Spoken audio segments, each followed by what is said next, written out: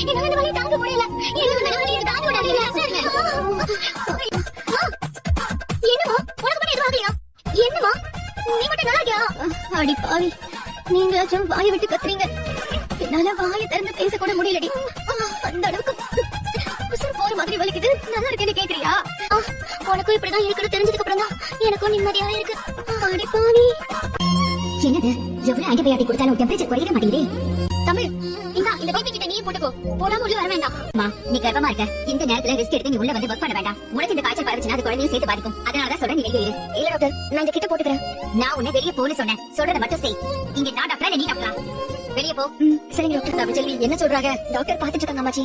எல்லாரும் நல்லா தானமா இருக்காங்க? நீங்க ஊருக்கு வந்த அமைச்சருக்கு இப்படி ஆகி போச்சுன்னு எங்களுக்கு எல்லாம் கஷ்டமா இருக்குமா? நீங்க ஃபாரஸ்ட்குள்ள இருக்க பங்களாக்கு தான் போக போறீங்கன்னு தெரிஞ்சிருந்தா நாங்க வேணாம்னு கூட சொல்லிருப்போமா? இது வரைக்கும் அந்த வண்டி அந்த பக்கம் வந்ததில்லப்பா. வண்டி காட்டுக்குள்ள இருந்து இவ்வளவு தூரம் வெளியே வரணும் இப்பதான் கேள்விப்படுறோம். என்ன போக போக பிடாரி கோயிலே தாண்டி வந்துடும் போட்டுட்டேன்.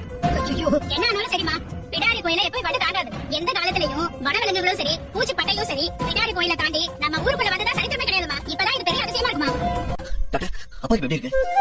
நாங்க எங்க சக்திக்கு முடிஞ்ச அளவுக்கு ட்ரீட்மெண்ட் கொடுத்துட்டு தான் இருக்கோம். அதுக்கப்புறம் என்ன சொல்றதுன்னு தெரியல. அவங்களுக்கு தலைவலியும் ஃபீவரும் எதுவுமே கண்ட்ரோல் ஆக மாட்டேங்குது.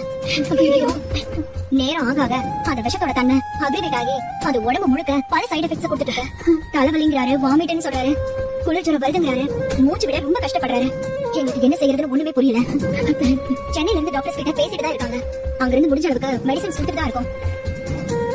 ஆனா அதுவும் ஓவர் டோஸ் ஆயிடுங்கிறதுனால ரொம்ப கவனமா இருக்கும். பாப்போம், நல்லதே நடக்கும்னு எல்லாரும் கடவுள் நம்புவோம். இப்போதைக்கு வேற வழி இல்ல. அந்த நேரத்துக்கு முன்னாடி நீங்க வயசானவர் ஒருத்தர் இருந்தார் மாமா. அவர்தான் வண்டு கடிக்கு மருந்து இருக்கு. ஆனா அடர்ந்த காட்டுக்குள்ள ஆபத்தான முறையில போய் அந்த வண்டோட கூட்டுக்குள்ள போய் எடுத்துட்டு வரணும். ஆனா அது அவ்வளவு சாதாரண விஷயம் கிடையாது. அது மாதிரி மருந்து எடுக்க போனவங்க நிறைய பேர் இறந்து போயிட்டாங்கன்னு சொல்லிட்டு இருந்தாரு மாமா. நீங்க வந்தாரா? ஆமா, எங்க ஊர் வயசானவரு. எங்களுக்கு வர நோய் எல்லாத்துக்கும் அவர் தான் மருந்து கொடுப்பாரு. குழந்தைகள் இருந்து பெரியவங்க வரைக்கும் நாட்டு மருந்து செஞ்சு கொடுப்பாரு. அவர் சொல்ற மருந்தையும் அவர் சொல்ற பத்தியத்தையும் சரியா செஞ்சோம்னு வச்சுக்கோங்க, எப்படிப்பட்ட நோயா இருந்தாலும் சரியாயிடும். அப்ப நான் அவரை கூட்டிட்டு வந்து இங்க சிகிச்சை பண்ண சொல்லலாம்ல? ஆனா அவர்கிட்டயே வண்டு கடிக்க மருந்து இல்ல தம்பி. ஆனா வண்டு கடிக்க எது மருந்துன்னு தெரிஞ்சது தம்பி.